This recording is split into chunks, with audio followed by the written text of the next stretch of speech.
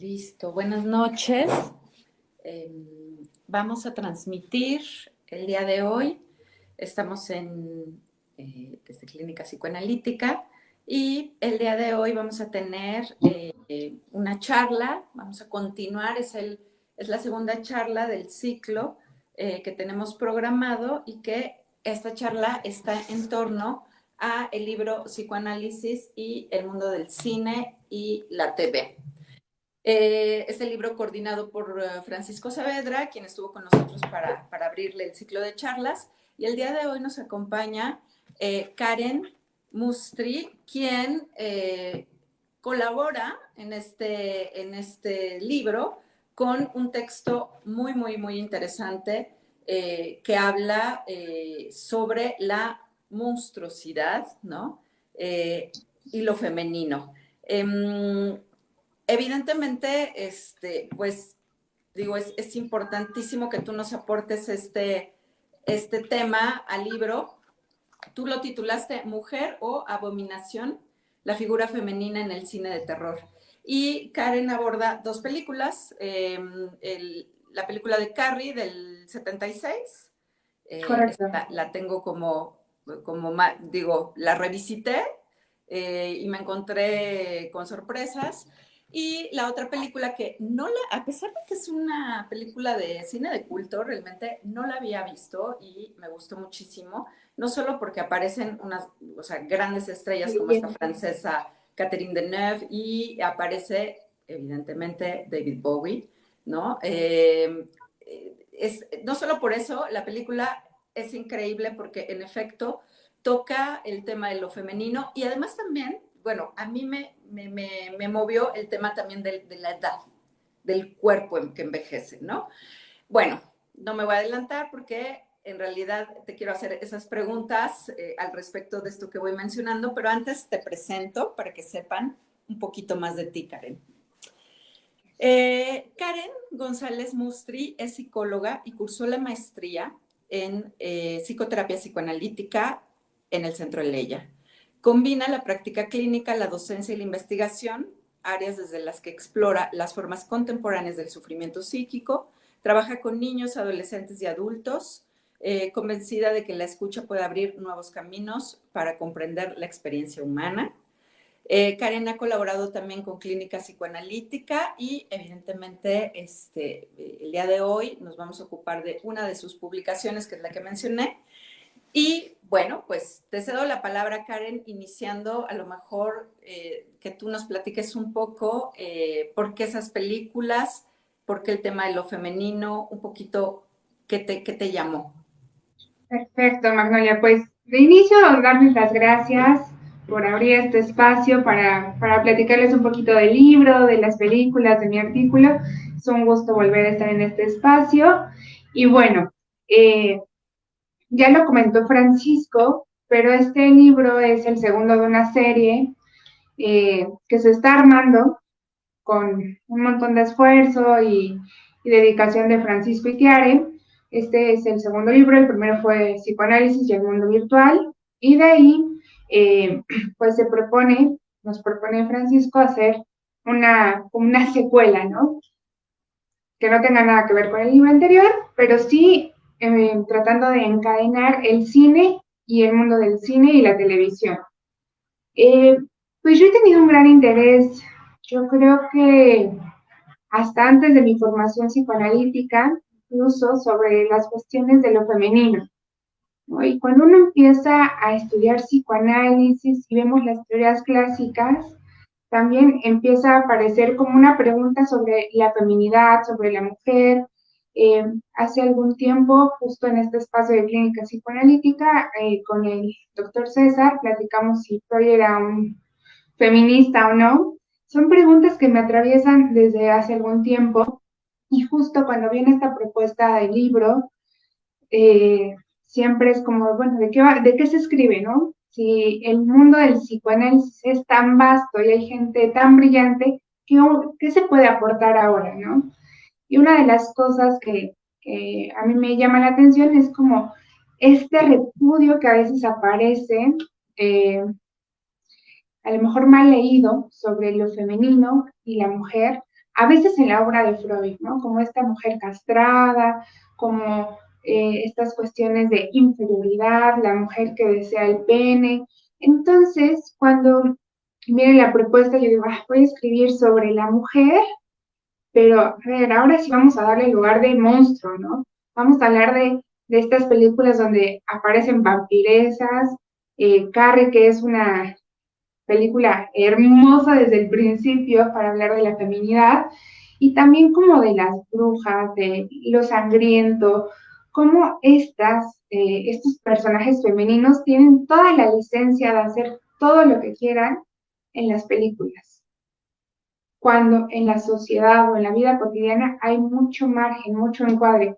Esto es lo que hacen las mujeres, esto es lo que no pueden hacer, esto es lo que deberían, el ideal femenino, ¿no?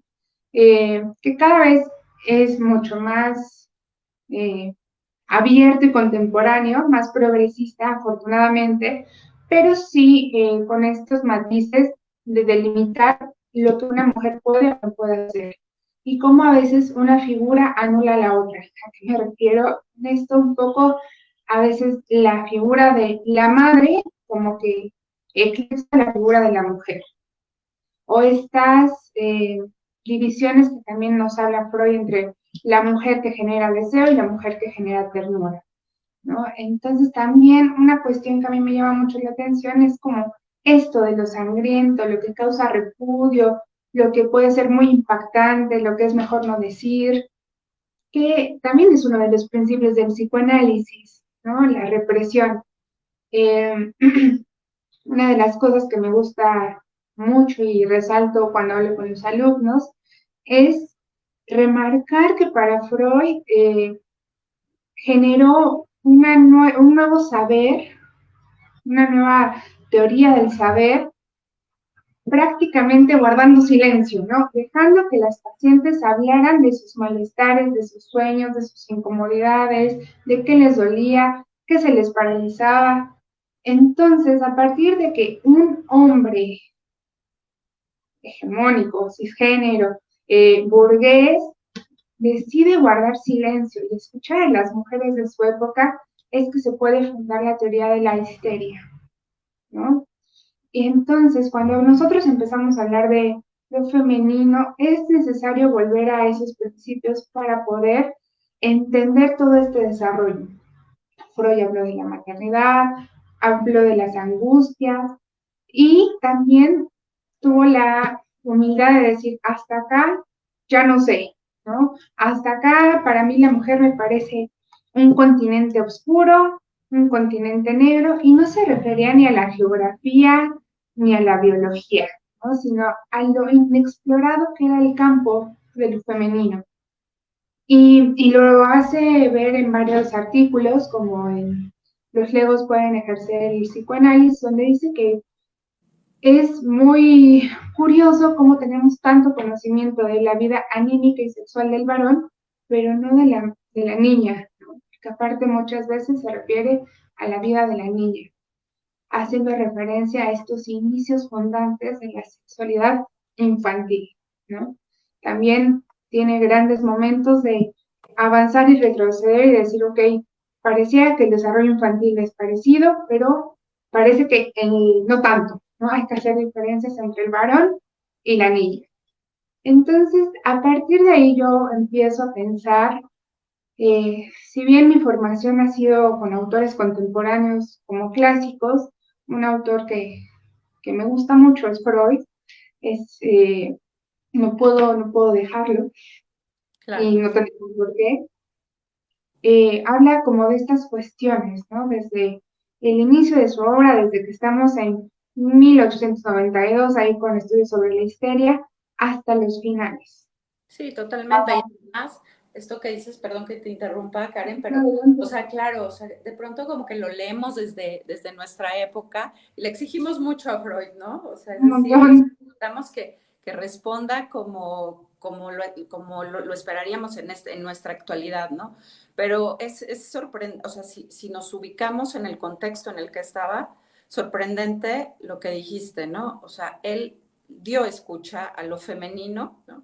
Y además, o sea, basta ver los historiales clínicos, leer a Freud, en donde todo el tiempo hay este interrogante por lo femenino, y como bien dices, también hay un límite, no solo en lo femenino, sino en otros aspectos, ¿no? Como el abordar la locura, la psicosis. Hay momentos donde Freud dice, acá no, acá el psicoanálisis todavía no sabe qué decir, ¿no? Sin embargo, después vienen otros autores también que dicen un montón de cosas, ¿no? Importantes para interrogar lo femenino, ¿no? Digo, yo pienso de pronto en Lacan, que me parece que es alguien que también aportó muchísimo y se interrogó mucho sobre lo femenino, ¿no? Tú retomas a varios autores, pero a mujeres también. O sea que esto es un aspecto que también lo mencionas en el texto, ¿no? El hecho de la lectura desde lo femenino también hay que hacerle un lugar, ¿no? Totalmente, ¿no? Totalmente. A veces me gustaría escribir desde la pura perspectiva femenina de autoras mujeres que tengan la experiencia de lo femenino, pero la verdad es que sería dejar de lado estas grandes teorías, aportaciones, esta agudeza clínica que tanto Lacan como Freud tuvo y muchos otros autores varones.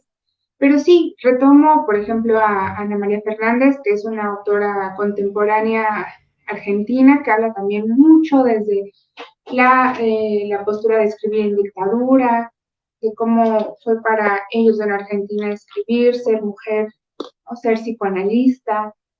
Si bien a veces pensamos que el género del terapeuta o del analista es algo puramente imaginario, tiene efectos, ¿no? Tiene efectos al menos de inicio en un análisis, ¿no? Yo he escuchado Claro. pacientes que dicen, yo jamás me analizaría con un hombre, porque está todo este imaginario de la erotización, de la transferencia, de que me va a hacer un hombre que conmigo en un cuarto a solas. Hay cosas eróticas y también hay cosas maternas. Claro. Eh, sí, y también retomo un poco el concepto de lo abyecto de Julia Kristeva, que es descendiente de Lacan, ¿no? De esa escuela francesa, pero que tiene muchas ideas muy originales. Y por ejemplo, este concepto que retomo es un poco hablar de lo que es repudiado, ¿no? Por decirlo de alguna forma, lo que causa repudio, asco, rechazo, pero también a la vez es un poco de lo cotidiano. Y si hablamos de lo femenino, de la mujer, hay ese cruce entre lo que es abyecto y lo femenino. Por ejemplo, la menstruación. Y si quieres, podemos hablar un poquito de Carrie. Ahí, Sí, me parece muy bien. ahí donde, bueno, para empezar, es basado en un cuento de Stephen King, la película de 1976, pero si ustedes buscan Carrie, les van a aparecer un montón de películas, incluso hasta vi que está La venganza de Carrie. Hay, es una historia que se puede volver a contar porque toca estos aspectos que a la vez nos asustan, pero también nos atraen. A un poco como lo que podríamos decir del deseo inconsciente, ¿no? Hay que censurarlo, pero también tiene que tener salida y esa es la magia del cine, ¿no? Que nos presenta en la pantalla eso con cierta distancia y estando a salvo, ¿no? Si vemos la película de Carrie, empieza en los vestidores de mujeres, con una chica que tiene su primer periodo, su primera menstruación, y ella queda aterrada en una sensación de me voy a morir. ¿Por qué? Porque viene de un contexto totalmente religioso, censurado, que también habrá que cuestionar por qué se genera ese contexto, ¿no? Si vemos después a la mamá, cómo es, cuál habrá sido su historia. Entonces empieza esta cuestión de, aparece la sangre, ¿no? Esa sangre que genera rechazo, vergüenza, incomodidad, ciertos malestares e incluso tabú, ¿no? Claro. Y que marca como o sea, como el inicio del horror. O sea, la sangre como ese momento, ¿no? En la mujer, la menstruación como el inicio, tal vez, de lo terrible lo femenino, ¿no? Como la apertura de eso, da la impresión. Y que, y que me da la impresión también, Karen, que a pesar de que sí, en efecto estamos en otros tiempos en donde podemos hablar más de todo esto, la menstruación sigue siendo un tabú, ¿no? O sea, Pero sigue por siendo algo completo. que genera mucho horror, mucho desagrado, mucho disgusto y que sigue estando como muy asociado con lo sucio, con lo que no se quiere, de lo que no se quiere saber, de lo que hay que avergonzarse, etcétera, ¿no? Sí, de lo que hay que mantener oculto, ¿no? Si alguien llega a enterarse que se está en el periodo y se hace público, es como una vergüenza muy fuerte, ¿no? Y cuando, si lo pensamos un poco más, es un proceso biológico, natural, esperable, pero que sí genera el horror.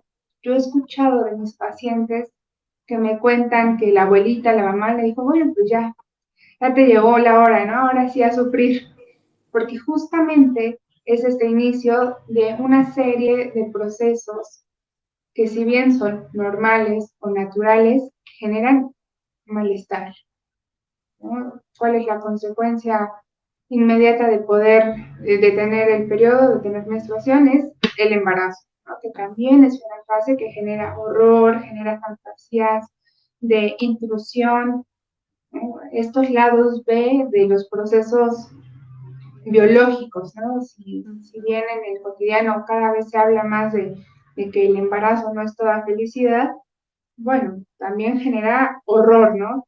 Pensar que uno tiene a alguien adentro, casi pensar en alguien, ¿no? Ujú, ujú. Eh, Y sí, ese adentro, Karen, que lo mencionas en el texto, ¿no? Como saber que, digamos, a ver, porque eso igual tú vas haciendo un recorrido súper claro, ¿no? De cómo Freud va pensando la diferencia de los sexos, ¿no? Y que hay, el poner la mirada sobre el pene, ¿no? O sea, porque es un órgano visible, ¿no? O sea, por muchas cosas, ¿no? No lo quiero acá simplificar, pero es algo visible, está ahí, pero en la mujer hay algo que no se mira, ¿no?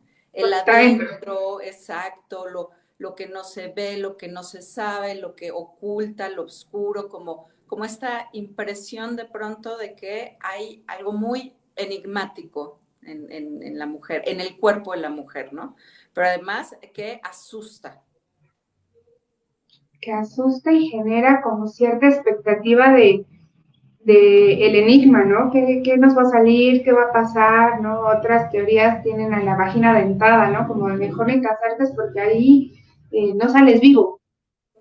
Pues sí, Totalmente. cómo está toda esta primacía del pene en la teoría freudiana, porque también es la época, ¿no? Tienes razón cuando dices que leemos a Freud con mucha exigencia, porque bueno, eran 1900 en Viena, no podemos leerlo con tanta exigencia, sino más bien ver los aciertos que tuvo Freud, ¿no? Escuchar, dar escucha, Ujú. que eso, la verdad, es un montón. Y nos formamos muchos años para poderlo hacer como lo hacía Freud, ¿no? Sí, Y, claro. y claro, esta cuestión del oculto también se juega mucho en las películas, ¿no? No solo en estas películas de las mujeres como monstruos, Ujú. sino es un factor del terror en general. ¿Qué me va a salir? ¿Qué me va a brincar? ¿De dónde va a salir algo? La cuestión de lo oculto genera cierta expectativa de terror, Ujú. ¿no? Mientras el pene es algo visible y casi como certero, la vagina es hasta para la propia mujer en cierto momento de su vida algo desconocido. Y también lo podemos ver en ese primer cuadro de Carrie, ¿no? De cómo ella no sabe qué le está pasando, de dónde viene esa sangre, viene de un lugar oculto, desconocido, eh, que le genera realmente horror, ¿no? Un malestar de esto es una señal de que me estoy muriendo. Cuando también podemos darle la lectura de la vida, ¿no? Es el inicio de la Claro. posibilidad de dar vida. Entonces también podemos marcar que en la cuestión femenina siempre están estos matices y estos contrastes, ¿no? Los, y que están en todo, ¿no? Están en la teoría pulsional, la vida, la muerte, lo oculto, lo visible. Ujú. Sí, Sí, totalmente. Y la respuesta de la mamá, ¿no?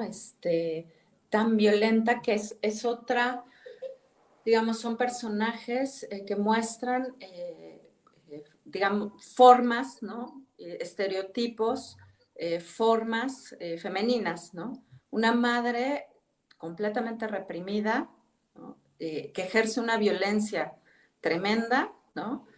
Por un desconocimiento, por el temor a Dios, pero una madre que también nos permite en la película ver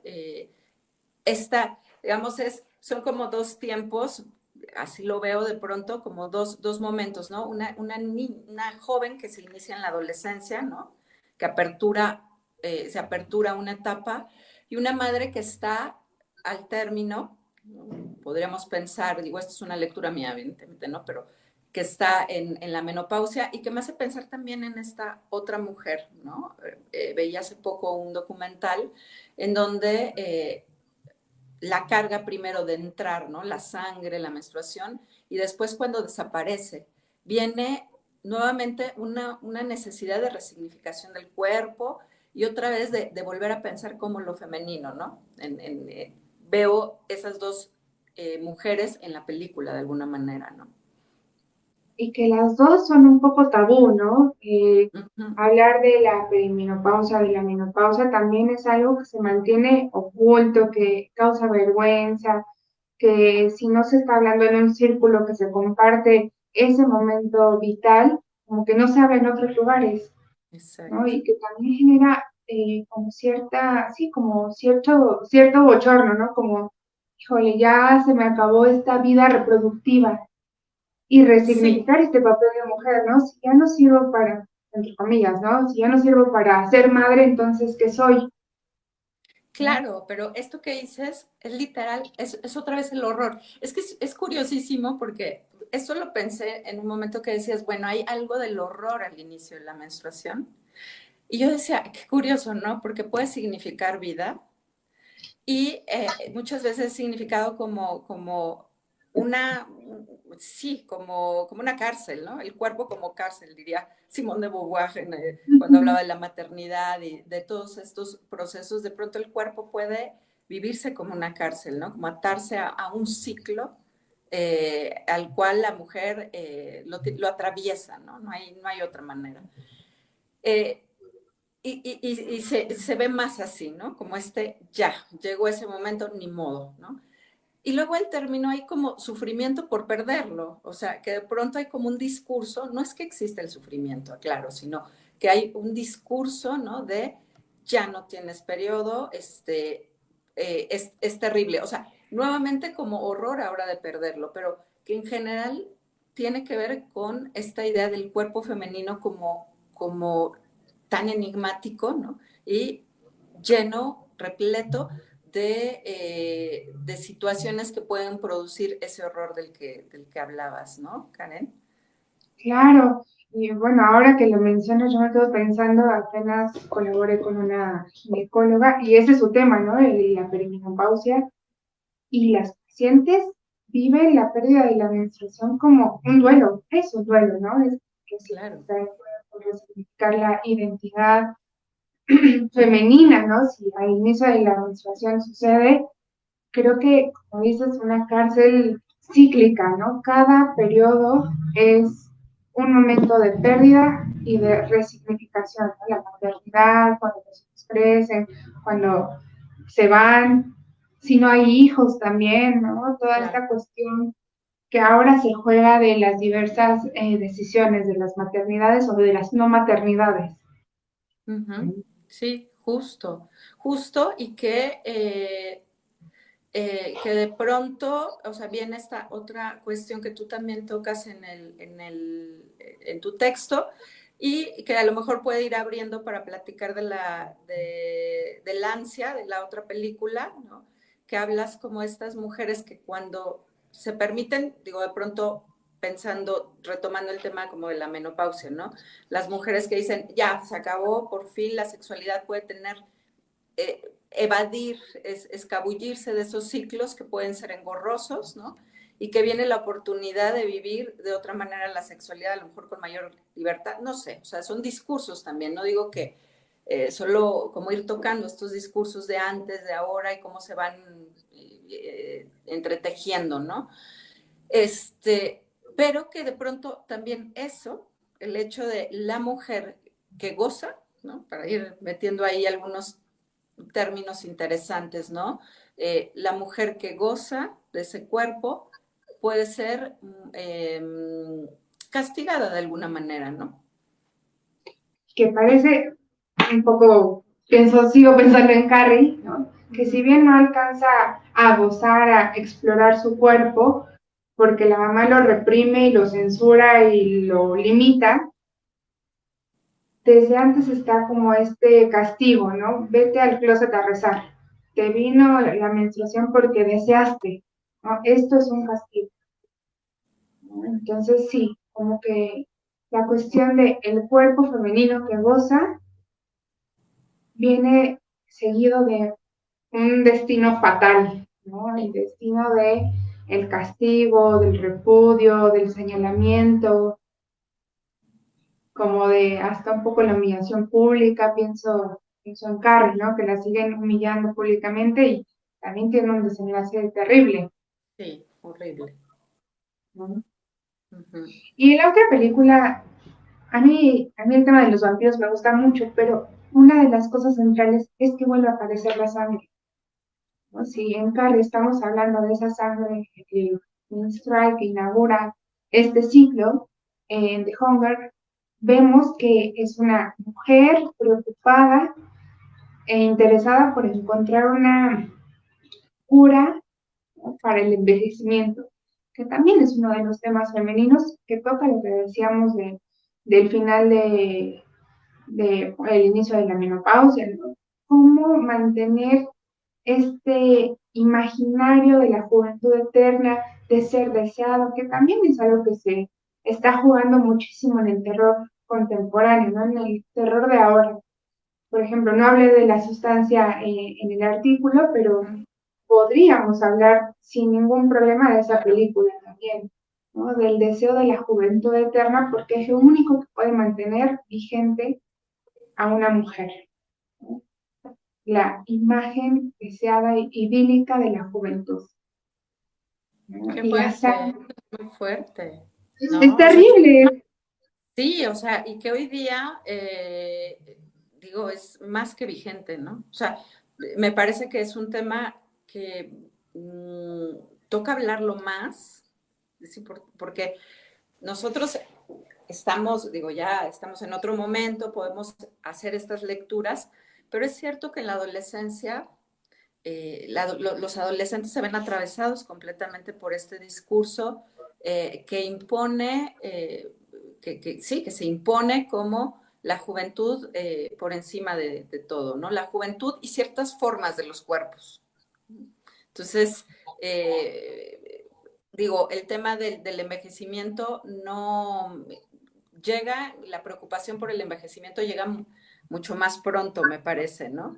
Ahí esta imagen corporal se ve muy atravesada por los discursos actuales y hay jovencitas que les incomoda, no sé, el tener un barrito, una línea de expresión. Hay cosas con el cuerpo, hay una relación con el cuerpo muy novedosa, pues. O sea que es buen momento para cuestionarlas, cuestionar esta relación y cómo también se ve atravesada por todo el tema de la tecnología, ¿no?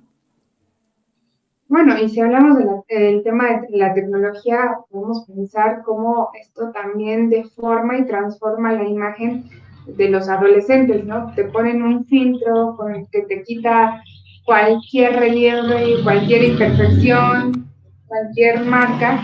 Entonces la aspiración es esa, estar como un lienzo en blanco, perfecto, inmaculado, y que eso genera un montón de malestar en los adolescentes y no tan adolescentes, ¿no? Sí, Como escucho mucho en la clínica este temor a los 30, ¿no? Cuando uno piensa, bueno, los 30 no es tanto, ¿no?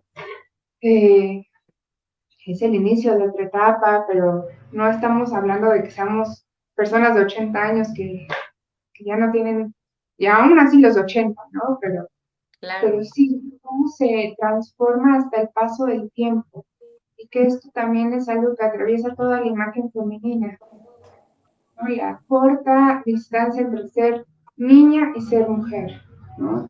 Ser mujer y ser casi vetada de la sociedad porque ya no se es deseable, ya no se es joven. Yo creo que sí hay que cuestionar estos discursos que siguen vigentes y que se renuevan y se van actualizando con la tecnología, con las celebridades. Todo el tiempo estamos bajo el imperio de ciertos medios, queramos o no, y son también los ideales que se transmiten y que se nos juegan todo el tiempo. sí, claro. No sé, eso. Y eso nos lleva a pensar en la película de El Ansia, ¿no? Además que son estos personajes femeninos, ¿no? Lo que decías, la introducción que dabas, pues hay una preocupación por el tema del envejecimiento, ¿no? Eh, pero también hay, bueno, que atraviesa todo el tema de la sangre también, pero que, digamos, la figura de la vampira, ¿no? Como que en ella es una gran figura porque no encuentro la palabra, pero como que se unen, ¿no? Se unen todos los aspectos que veníamos comentando, ¿no?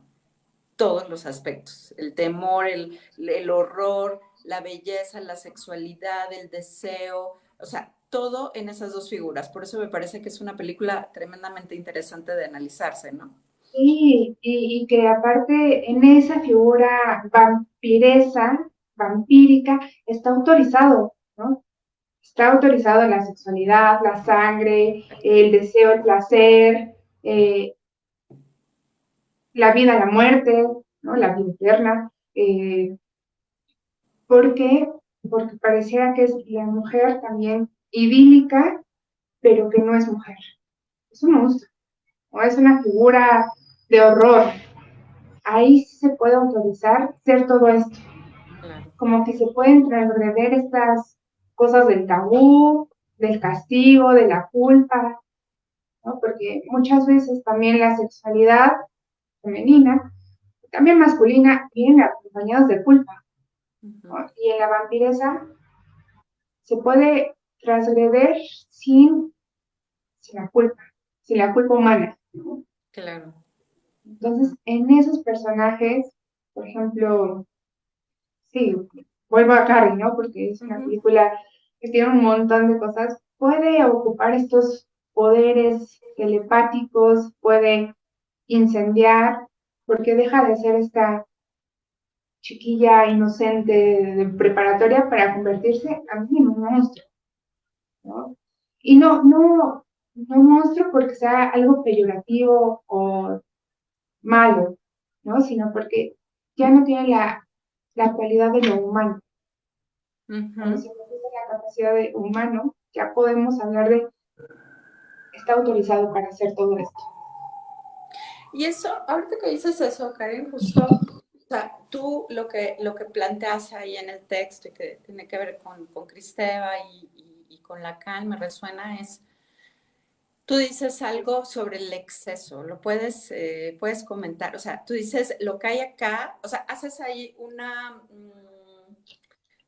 lectura, un contraste, ¿no? Esta propuesta en Freud y cómo transitas a estos otros autores más contemporáneos, ¿no? Y lo que dice se trata de un exceso. Sí, por ejemplo, creo que en algún momento escribo como eso que es amenaza se vuelve una potencia subversiva. En Freud es la falta, ¿no? No tienen, no Uh-huh. hay, están castradas, les falta. Eh, por ejemplo, Hans dice, bueno, no tiene problema crecer.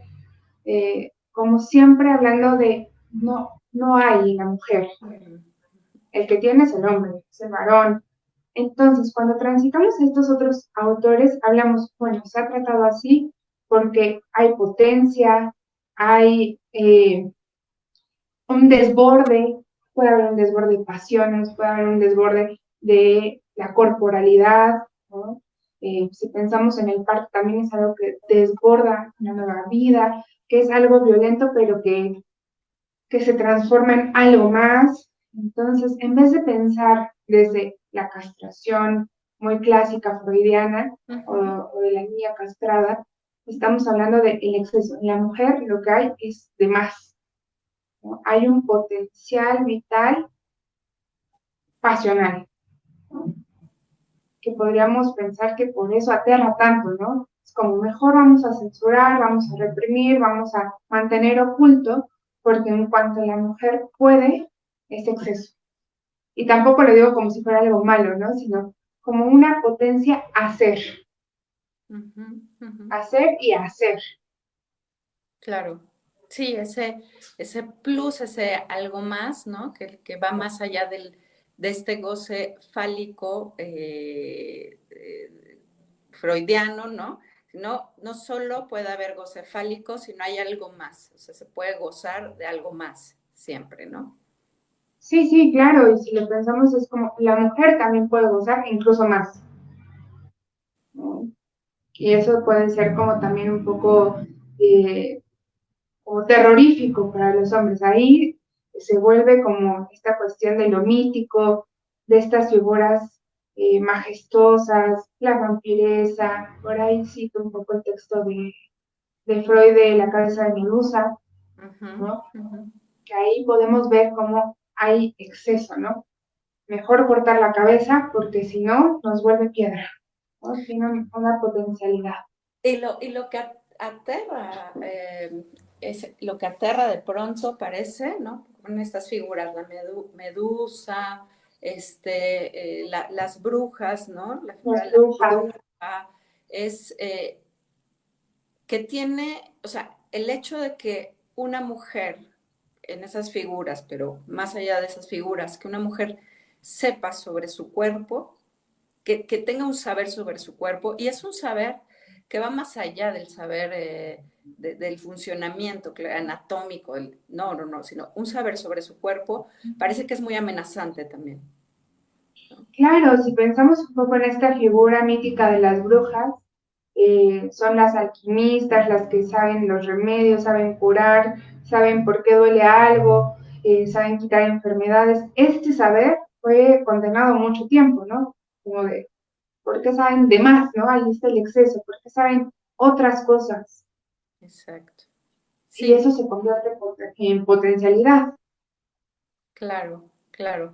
Y que o sea, que, digamos, ese saber más de su cuerpo más que permitir, tiene que ver justo con que hay eso que no se mira, o sea, el cuerpo de la mujer de pronto es tan enigmático, ¿no? En algunos aspectos que eso que no se mira, eh, además no es que haya como un saber único, ¿no? Que cada mujer eh, tiene una experiencia, como cada hombre también lo sé, pero hay una experiencia muy subjetiva de su feminidad, de su cuerpo, ¿no? De su cuerpo, de su transitar, de su gozar, por ejemplo.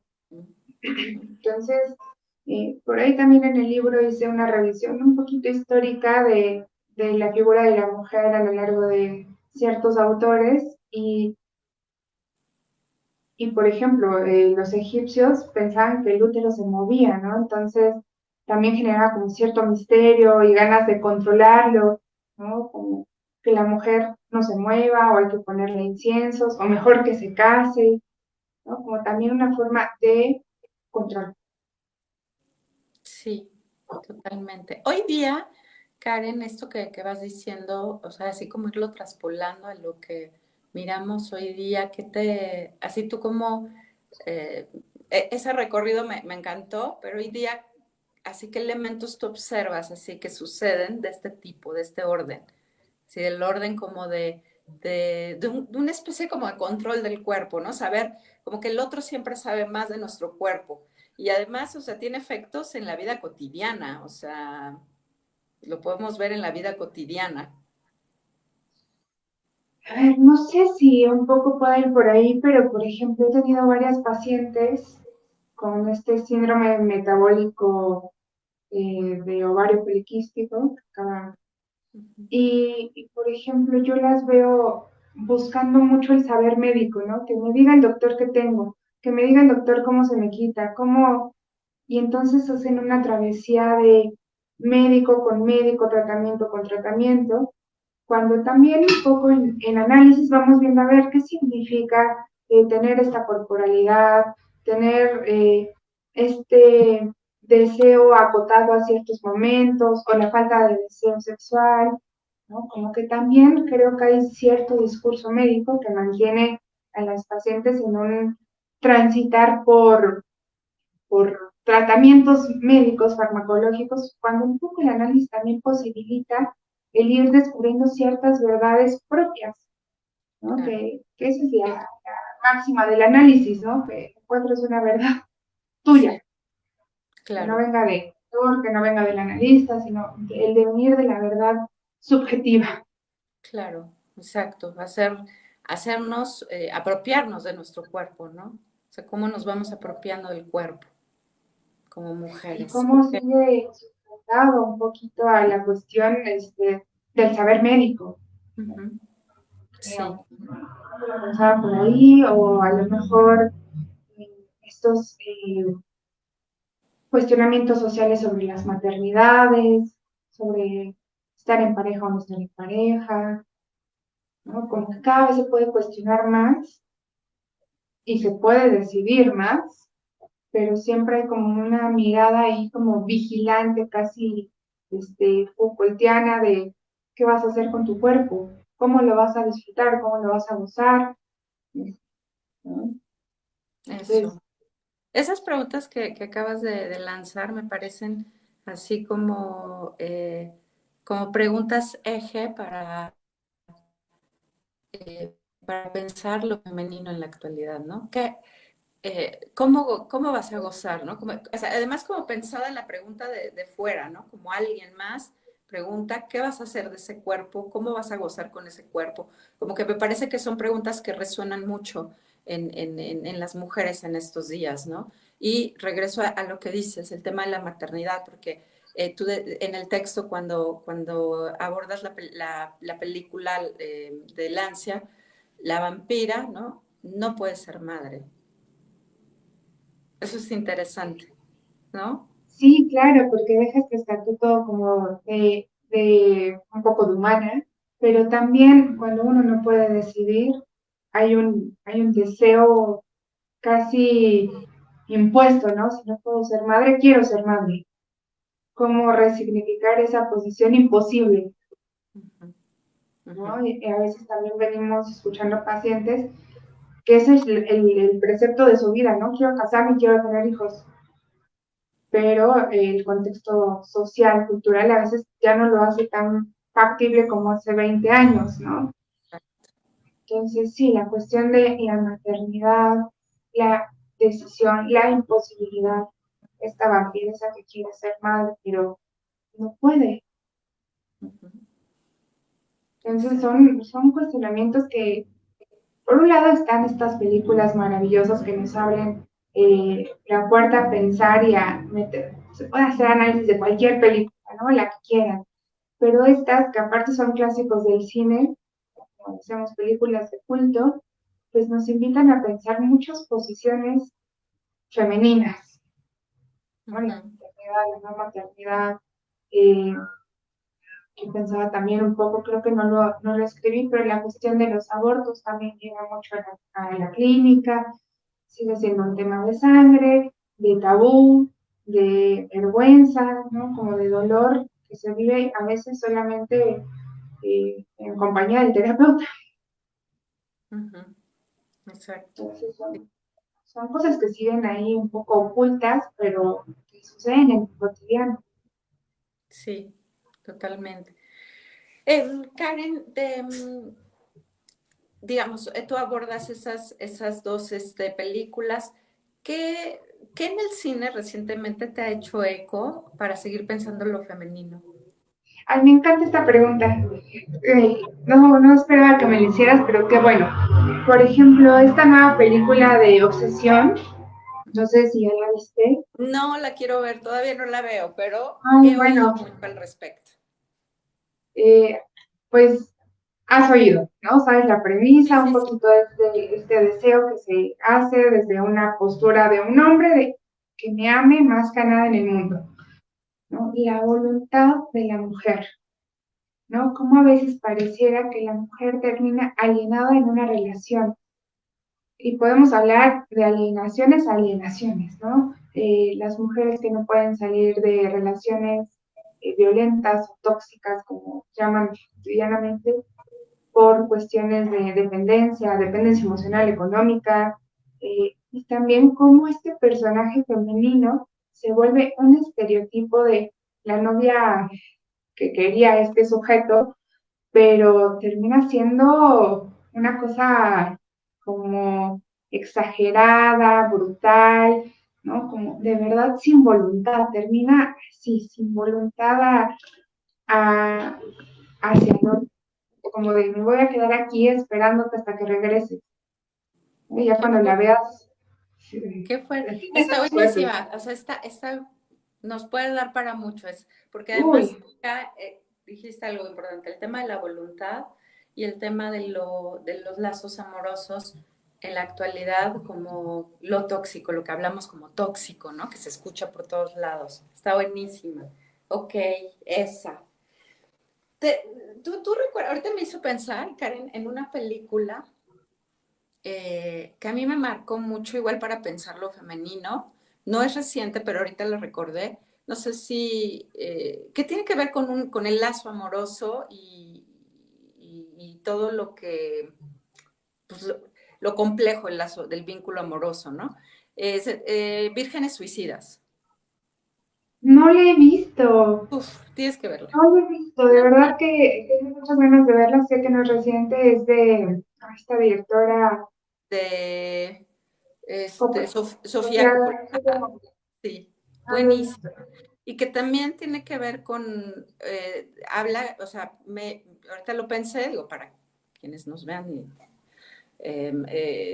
recomendación, ¿no? Que también trata sobre los vínculos, ¿no? Amorosos, o sea, en una edad muy temprana, ¿no? En unas jóvenes adolescentes, ¿no? Como muy jovencitas, y también nos retrata un poco como el contexto familiar y todo lo que se desenvuelve ahí, el encuentro con el otro sexo, chicas que están todo el tiempo como súper protegidas de la familia, ¿no? Pero además que hay como una especie de tristeza tremenda, ¿no? En estas jóvenes por todo lo que van atravesando.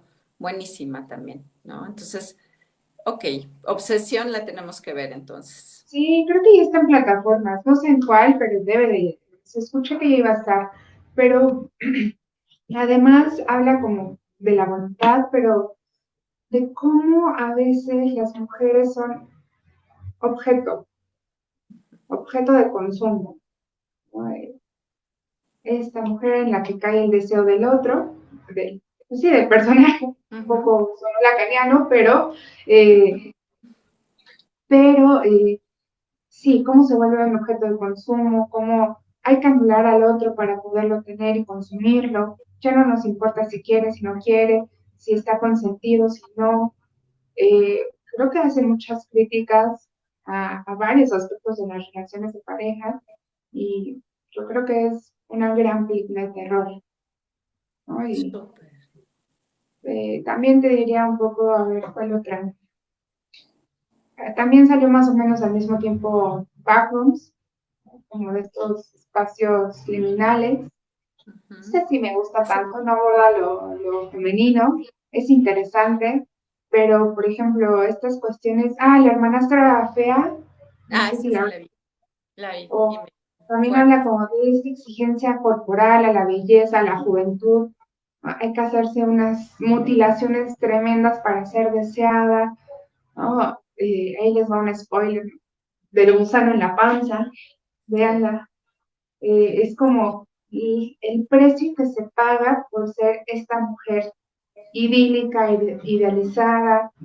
Me gusta esa película porque aparte de que tiene esta parte gore, también pone a Cenicienta en otro lugar, ¿no? Ya no es la princesa inmaculada, sino muy al margen de la historia, aparece con otras cosas. Sí. Ale Álvarez dice, qué interesante todo, felicidades. Ay, Ale, muchas Gracias. gracias por conectarte, siempre echándonos porras. Gracias. Gracias. Sí, esta que dices del arma, sí, justo pensar en lo que lo que se está dispuesto a hacer por cumplir un ideal, ¿no? De belleza. Es tremenda, o sea, esa película es tremendamente cruda y muestra, a ver, pero creo que esto nos vuelve como a llevar a esto que tú hablabas, Karen, del goce y que sí, suena y es muy lacaniano, ¿no? Decir del goce de lo real del cuerpo, ¿no? O sea, que en la mujer también esta parte como de vivir el cuerpo, ese exceso que tiene mucho que ver con lo real. Hay una vivencia del cuerpo real muy impresionante, que no solo, o sea, que puede ser muy evidente, por ejemplo, en el hecho de la maternidad, ¿no? O sea, un poco como esta disposición también de su propio cuerpo, ¿no? En muchos momentos de su vida. Pero, por ejemplo, en estos tratamientos estéticos, que además pues, es súper actual poder tocar el tema porque lo hemos visto en las noticias, ¿no? Recientes situaciones donde vemos que mueren, ¿no? O sea, la vida se pone en riesgo por una cirugía, ¿no? Por cumplir algo. Entonces, esa película igual me parece buenísima para pensar el cuerpo de la mujer, ¿no? El Sí, cuerpo ya no como objeto simbólico, sino el cuerpo como real, o sea, a qué hacer con él, lo que sea necesario, a qué lo que se tenga que hacer. operar sobre él, ¿no? A qué tasajearlo, a qué hacer cosas sobre él, ya muy fuera de lo simbólico, ¿no? Sí, sí, ya no es como de me gustaría ser más alta o me gustaría ser más rubia, ¿no? ¿Por qué no puedo ser más flaca? Es la acción sobre el cuerpo, ¿no? Ah, ¿cómo que no puede ser más alta? ¿No? Te estiramos las rodillas. Ah, ¿cómo que no puede ser más flaca? Te quitamos el hambre. ¿Cómo que no puedes tener una nariz más espingada? Hacemos la cirugía con cincel, ¿no? Así es esta acción sobre el cuerpo real, ¿no? Porque muchas veces intentamos trabajar la fantasía, ay, ¿qué te gustaría hacer? ¿Te imaginas? Pero esa película lo deja crudo, ¿no? Y también el final es brutal, Y ¿no? que Yo no creo que hay ahí ningún borde, ¿no? O sea, no hay nada que limite ese goce de más, o sea, de lograr que realmente es o sea, que es una metáfora de lo que pasa, ¿no? O sea, adolescentes, niñas que están planeando, digo, tengo este, dos pacientes adolescentes que, digamos, hay este empuje, ¿no? Como este deseo, ¿no? De planear un cambio, ¿no? Estético. Y que no, de pronto no es cuestionado, o sea, que es tan normalizado, ¿no? Que solo en la consulta de pronto encontramos el espacio como para cuestionarlo, porque claro, de hacerlo raro, uh-huh, de enrarecer esas cuestiones, porque aparte esto del empuje, por ejemplo, en la película de la hermanastra viene de la madre, ¿no? Como de esta madre que también ya no puede cumplir ese requerimiento de juventud y belleza que es el sostén de la casa a partir del cuerpo. Entonces se hereda, ¿no? Un poco como lo que decía Freud en Introducción del Narcisismo, cuando los padres tienen estos deseos inconclusos, incompletos, a veces se transmiten a los hijos, ah, si no pude ser tan bonita, entonces te toca. Si no pude cumplir el sueño de esto, se le impone a la nueva generación, ¿no? Porque es raro que justamente en la consulta es el único espacio donde se pueden realizar esas cuestiones. ¿Cómo? En vez de viaje de 15 te vas a operar la nariz. ¿En serio? claro, exacto. Pero, y que nos muestra que, digamos, en los ritos de iniciación a la adolescencia, a la juventud, sí se han modificado un montón, ¿no? O sea, ya no son tan simbólicos, sino que realmente están marcados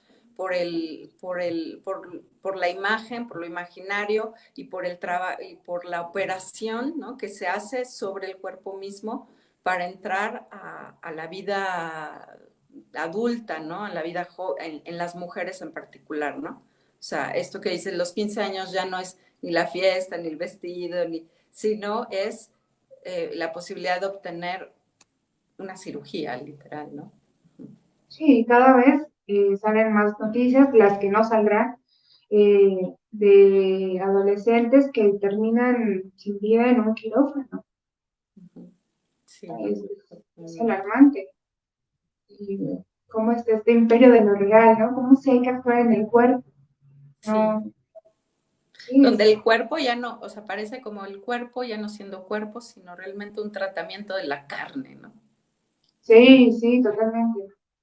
Ujú. Entonces es para cuestionar todas estas cuestiones y yo creo que el cine de terror que está abordando estas figuras femeninas, volvemos a la sustancia, ¿no? También ahí cómo se hace el tratamiento de la carne, ¿no? Se ve crudo también.